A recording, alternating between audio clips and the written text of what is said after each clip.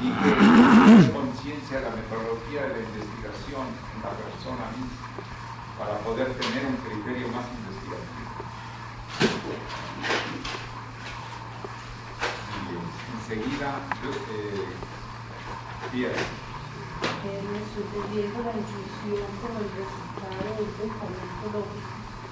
Entonces un diagnóstico pues de cualquiera de las ramas que sea, ¿sería entonces un resultado de la intuición? No. Pues qué diferencia habría ahí. Porque viene a ser, no indispensablemente, podría venir a ser las conclusiones de un pensamiento lógico. Pero cuando se llega a una cierta coronación de pensamientos es de la intuición. Fíjate tú que no hay que confundir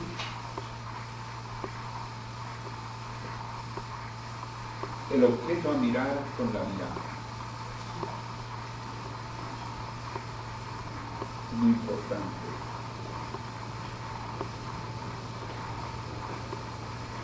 Generalmente pensamos en términos de conclusiones acerca del tema. Y hay que tomar en cuenta que hay que ver también a la persona, porque la persona puede llegar a tener el resultado de una lógica y de una coherencia, conclusión. Pero otras, como resultado de una lógica y de una coherencia, pueden tener un pensamiento que ya no son conclusiones.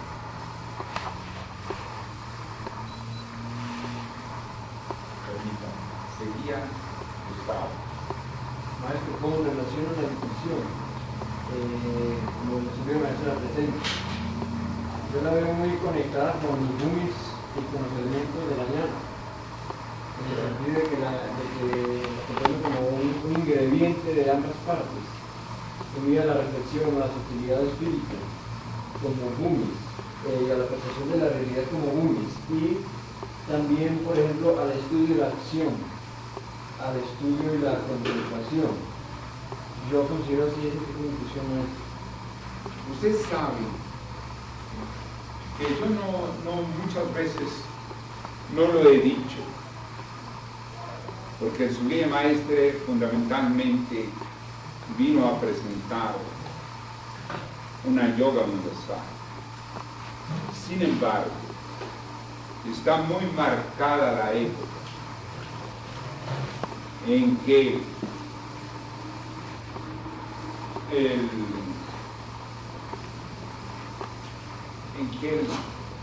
fue indudablemente un ñano, en muchos momentos, predominantemente en su vida. Y lo revela no solamente el hecho de toda la literatura que ha escrito, y como hombre de ciencia, como escritor, sino lo revela en que en las temáticas de su estudio ustedes van encontrando una serie de coincidencias con la ñana. Por ejemplo, recomendar a los niñitos que se les enseñe la reflexión.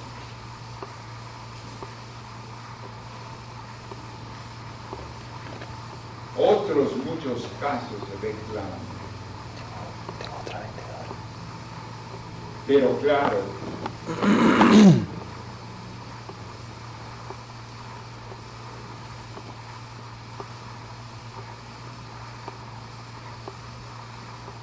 él dijo que también cuando estaba en misa era un practicador. Con respecto a los angas que ustedes están haciendo. Con respecto a los angas que ustedes están señalando, él decía que era un practicador. Que vivía más bien una trascendencia, una parabhakti, o sea, una devoción más allá de las circunstancias.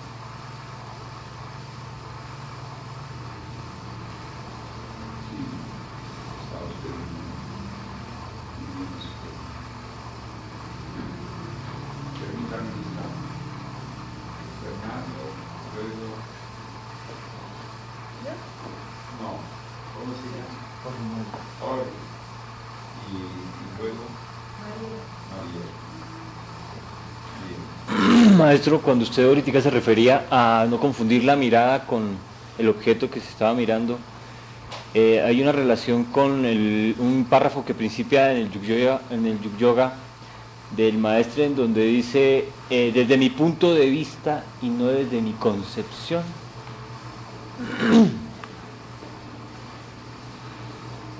¿Cuál es su pregunta?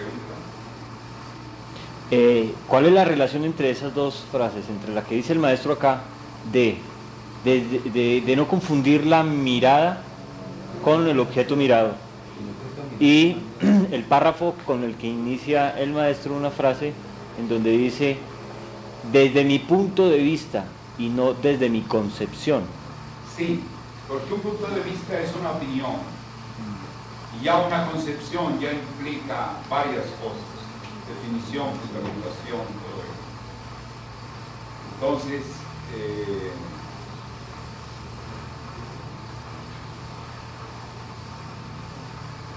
más bien, no radica mucho en eso que usted señalaba, sino más bien en algo mucho más en relación con lo que él creaba. Su concepción ya representaba todo un concepto, de esa manera que más bien era una opinión, la diferencia entre una opinión y un concepto.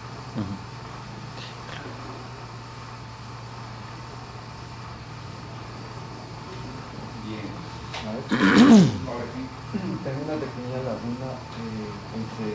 Si las lagunas que tiene son pequeñas, debe sentirse muy feliz.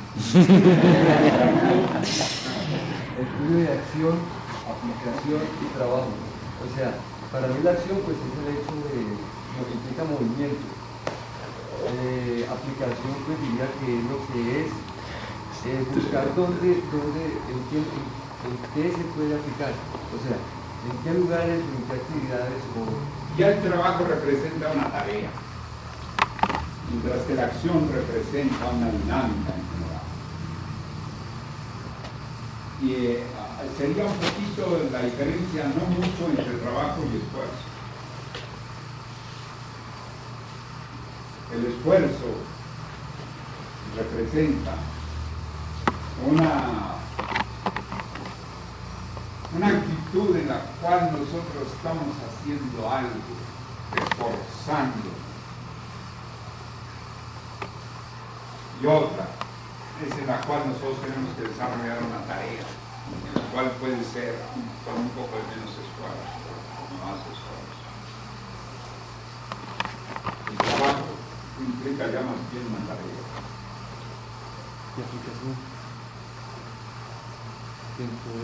Aplicaciones, por ejemplo, que usted oye la frase o lee la frase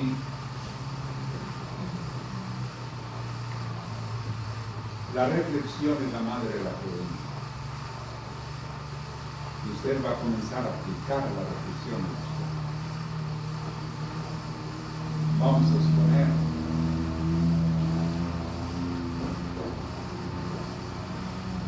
que usted ve que un marido encuentra a su mujer en los brazos de un hombre. Entonces usted reflexiona y lo alcanza y le dice, mira, reflexiona, no actúe, no te precipites, espérate, deja que se asienten las cosas, tal. Entonces en ese momento usted entra y aplica la reflexión en favor de otra persona. La acción está en el hecho cuando yo tengo esa voluntad y ese esfuerzo de donde es. Y el trabajo es cuando ya queda todo concluido. No necesariamente concluido. Cuando ya es un trabajo con más tareas, Es una aplicación. con más sistemas. Y la acción es una actitud, un dinamismo.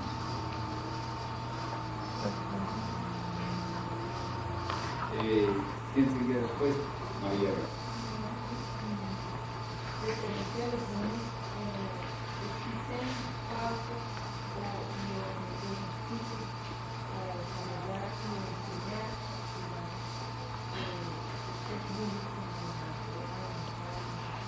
Más bien abrió una didáctica. Abrió una didáctica en la cual se podrían poner ejemplos o se haría evidenciar a la persona la buena voluntad.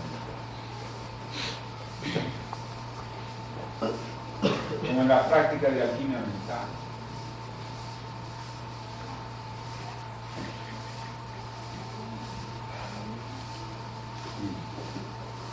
Pero lo fundamental es uno practicar cuando se presenta la persona.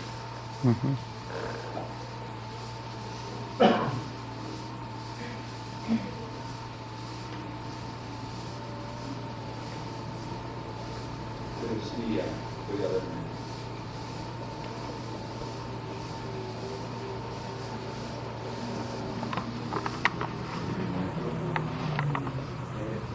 Viendo que el discípulo modelo es un discípulo incluyente, que incluye en su vida los gummies o estados de conciencia en busca de un perfeccionamiento tanto para él como para los que lo rodean.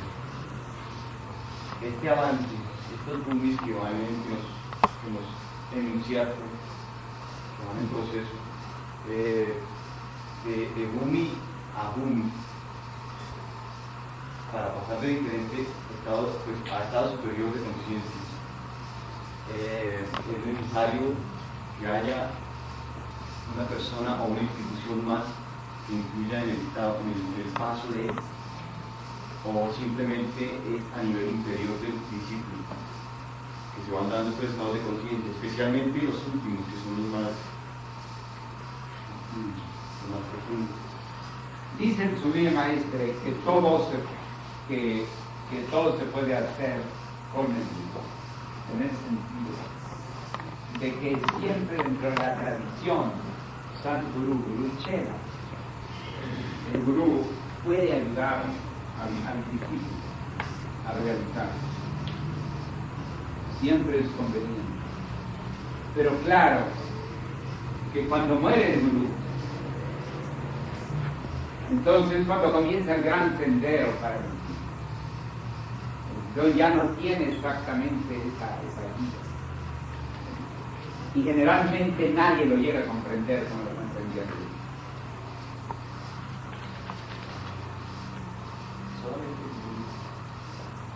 Lo que pasa es que al Gurú señala todos los grados.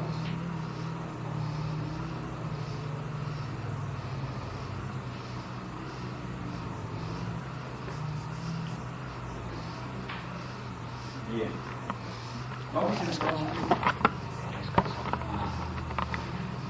a ver. John William. Enseguida.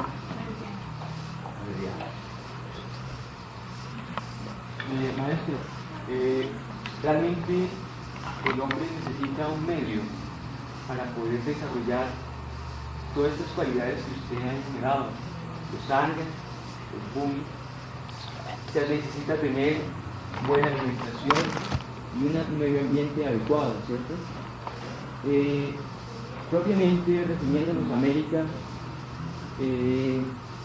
hay un ambiente propicio. Y usted específicamente habla en su libro La teoría científica de la cosmología, que existe un ambiente o un aspecto secundario en la influencia de todo el bioma terrestre, o toda la biosfera terrestre. Ese aspecto del electrochorro ecuatorial que afecta enormemente a todos los metabolismos y los comportamientos.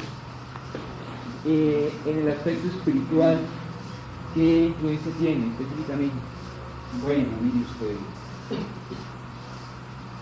hay que tomar en cuenta que los derivados del electrochorro ecuatorial han surgido culturas espirituales, o que tienen aspectos espirituales. Por ejemplo, en el incanato, en tiempo de los egipcios, era como una pecada, era un sacerdote. E implicaba también la conciencia, muy universal en muchos sentidos.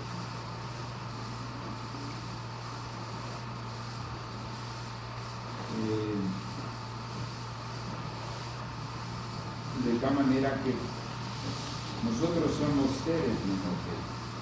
Y si nos acercamos a lugares que tienen propiedades magnéticas, sea en el agua, sea en la tierra, o sea por causa de energía que desciende de la ionosfera, nos origina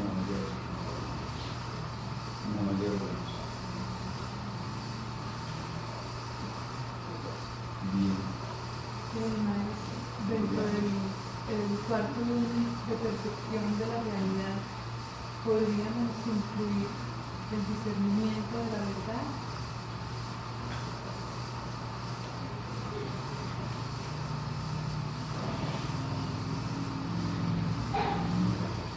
Sí, por supuesto, aunque podría comenzar por reflexión.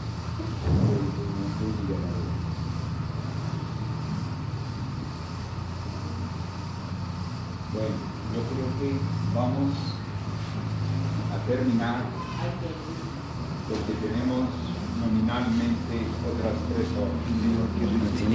No tiene ni idea de lo que está pasando. ¿Quién dice qué libro? 29 de noviembre, segunda parte, en Manizales. Un momento allí a, ¿cómo se llama? El mirador, el observatorio. Muy lindo, muy bello. Y hay ciertas cosas que quienes estuvieron, aparte de la reverenda Garpanita Ser, ¿quién estuvo de ustedes conmigo en Insta? ¿Ninguno? No, bueno. Usted, Un mes después. un mes después usted estuvo. Aníbal, ¿usted se da cuenta que es el mismo tipo de palmas? Sí, maestro, ese es un punto que iba a decir cuando estaba exponiendo sobre esa similitud, que en el cementerio del este, o sea, Misa tiene montañitas y es similar de colinas. Y tiene ese mismo tipo de árboles que hay allí abajo en el lugar que se llama Francia.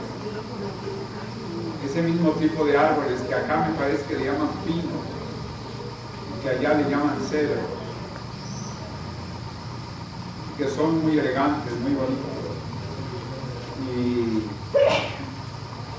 luego hay la parte, me llamó la atención ver un medio circo romano que hay allí.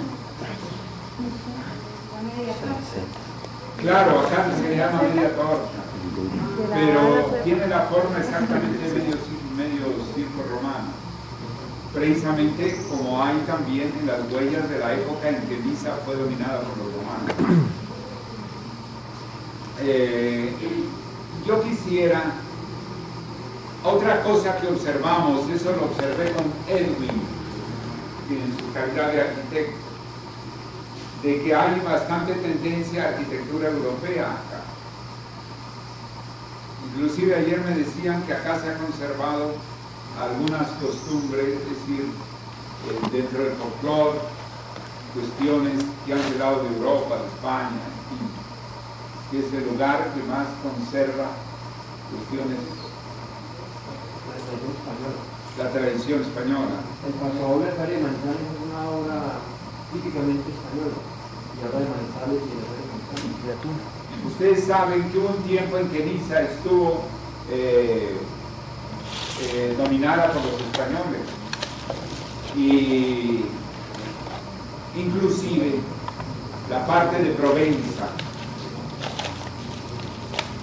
había entonces la lengua de Oc, que señala el sublime maestro, la langue de Oc, que se observa también en el libro negro de la Real Masonería.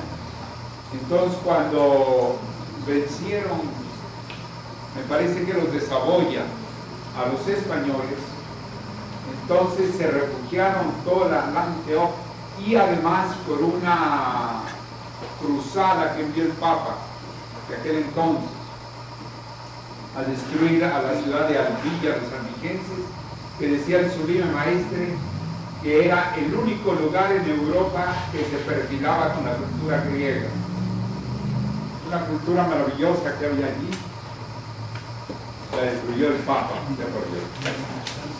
ahí sí que se ha corrido.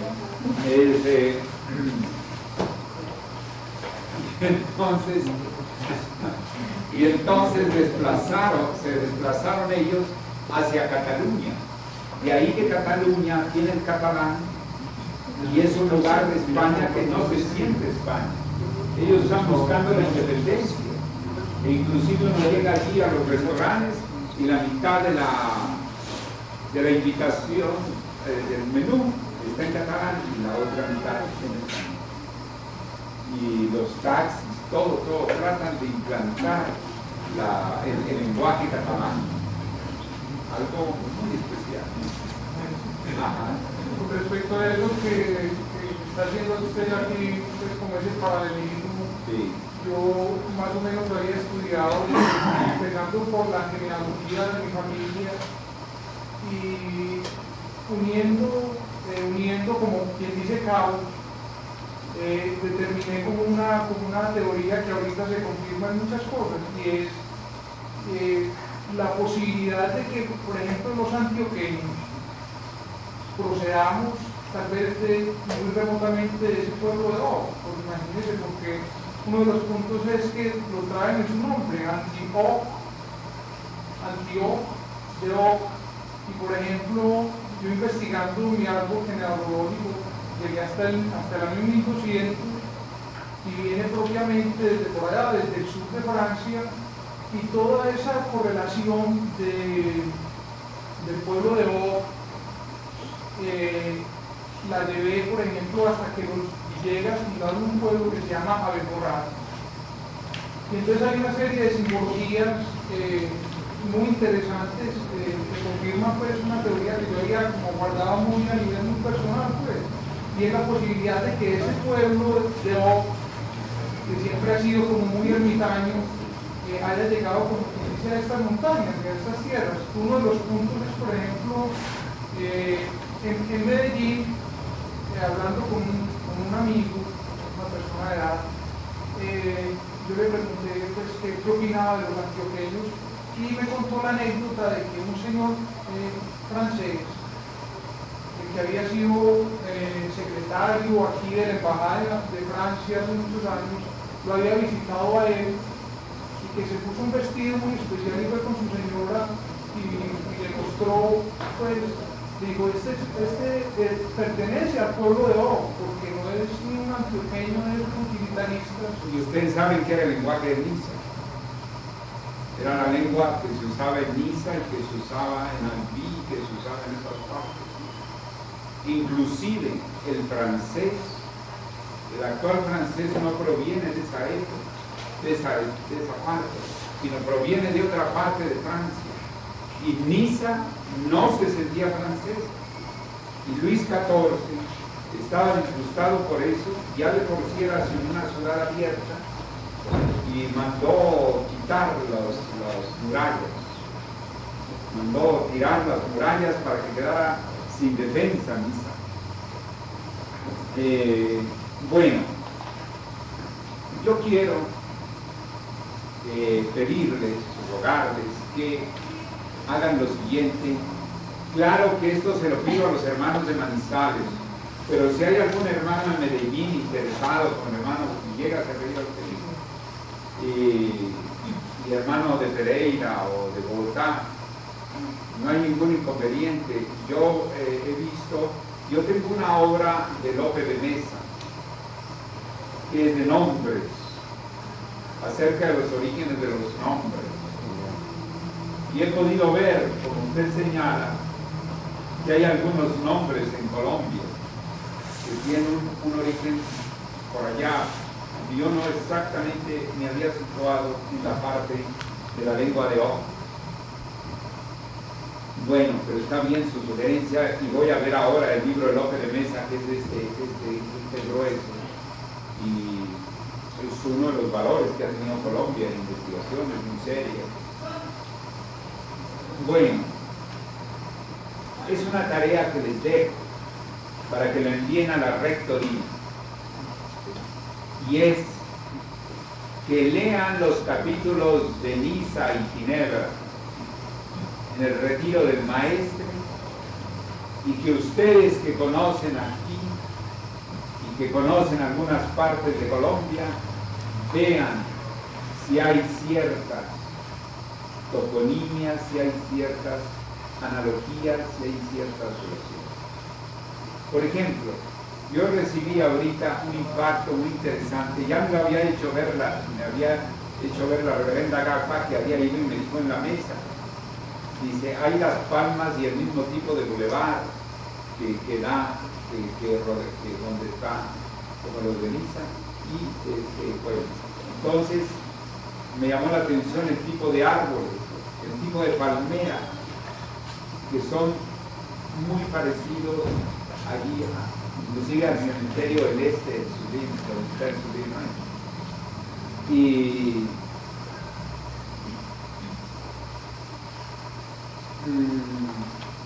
esta investigación será muy bonito hacerla, ¿verdad? Y que observen los hermanos, porque por ejemplo esa observación de Edwin, de que hay tendencia a la arquitectura europea, parece que hay una colonia que se llama Altarcís, un barrio que se llama Altarcís. Entonces, observen que el Sublime Maestre se movió durante su retiro, sobre todo entre Niza y Ginebra. Eran los lugares. El señor Lucas, que extiende en el libro negro de la francmasonería el diploma de grado 33 para el Sublime Maestre, el 8 de abril de 1961, me decía de la frecuencia con que iba el Sublime Maestre a Ginebra y a Suiza. Y el Sublime Maestre en sus cartas a veces me enviaba tarjetitas de los lugares donde andaba en su retiro. Él me hacía vivir mucho su retiro de él. Entonces, será bonito que me envíen ustedes algunas. Yo les hago ver que desde el punto de vista de la guametría existe dentro de Manizales el término Niza. O sea, que Manizales debe tener otras partes muy diferentes a Niza, pero hay una parte que corresponde a hay una, ¿me comprenden? Está contenido en Niza, y ha sido un mensaje siempre para mí, y fue una de las cosas por las que subí al Nevado del Ruiz, a oficiar del lado de Niza, como para bendición en nombre del Sublime Maestre de esta ciudad en la que tenía las letras de donde él estaba. Y yo le platiqué al Sublime Maestre de este detalle y de la subida al Nevado del Ruiz. Porque en aquel tiempo que subimos, que fue en 1959, el Sublime Maestre estaba precisamente